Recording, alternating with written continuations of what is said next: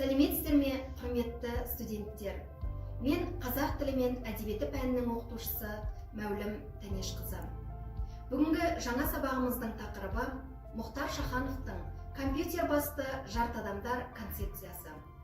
Жаңа сабағымыздың мақсаты Мұхтар Шахановтың өлеңі туралы толық мағлұмат беру, және де сандық технологияның рөлі жайында ой бөлісу, талдау, талқылау арқылы еркін сөйлеуге, ойды ашық жеткізуге дағдылану.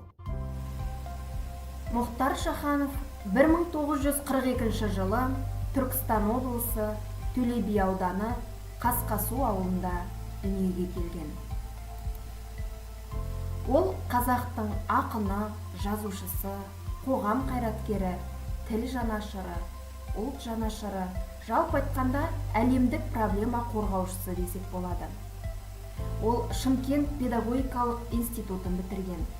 Оңтүстік Қазақстан, Лениншіл жас газеттерінде, республикалық телевизия, радио редакцияларында қызмет істеген. 2004-2007 жылдары Қазақстан Республикасының парламенті мәжілісінің депутаты болған. Кейіннен Қазақстан Жазушылар одағы басқармасының хатшысы болып қызмет істеген.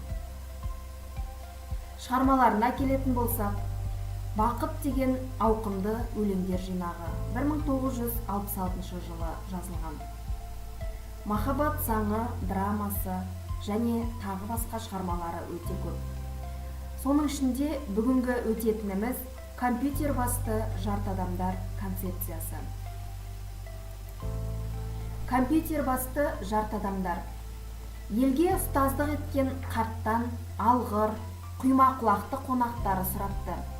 Аға, неше балаңыз бар, соңыңыздан самғаған? 1,5 деп тіл қатыпты әлгі адам. Ал дәл айтсам 3 ұлым бар, зерек әрі білімді. 3-еуі де ғылым қуып, назарға ерте ілінді. Сол 3 ұлдың бірі ғана қайсар, ұшқыр арманым. Техникалық санаты мен ғылыми өрт алғанын. Өз ұлтының рухани байлығына жалғады. Содан шуақ, қуат алып, ғаламдық ой толғады. 2 ұлымның тағдырында ол өзгеріс болмады. Екеуі де жалаң білім шеңберінде сорлады. Рухы, жаны аласаның зорлық жатар парқында. Сондықтан қос перзентімді санаймын мен жартуға. Мейлі 2 ұлымды қақса да уақыт арқадан, нағыз ұлым біреу ғана, ан екеуі жарты адам. Бізді қайда бармақ мына заман ақпалы. Ұлан байтақ жерімізде жарты адамдар қаптады. Қайда барсаң көз алдыңда өнеге боп жарқылдар. Жарты ұстаздар, жарты бастық, жарты қыздар, жарты ұлдар. Біз қанша мың жас өскінді аттандырдық шетелге. Білім алып келсін дедік, жер ел танып көрсін дедік. Бірақ осы ізгімітті жалаң білім өтер ме? Зұлымдық та білім қызға ғашық болып сүйісті. Кім тежемек, кім қайырмақ, бұл пенделік күйісті. Жалғыз жол бар, білім әркез рухани байлыққа терең тамыр жіберуге тиісті. Шынымен де балалар, қазіргі кезде интернет адам өмірінің бір бөлшегіне айналды. Зерттеу бойынша әлем тұрғындарының 57% интернетті пайдаланады екен.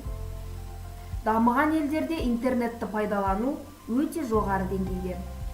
Әрине, адам өміріне интернеттің маңызы өте зор, оны орынды пайдаланса, адамзаттың игілігіне айналады.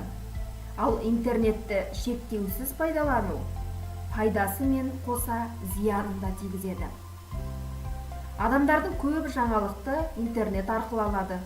Сол себепті газет, журнал оқылмай қалып жатады. Осы өлеңде бірінші ұлын ғылым қуған, зерек, білімді, қайсар, ұшқыр арманды, өз ұлтының рухани байлығына бар білімін арнаған, ғаламдық ой толғаған дейді.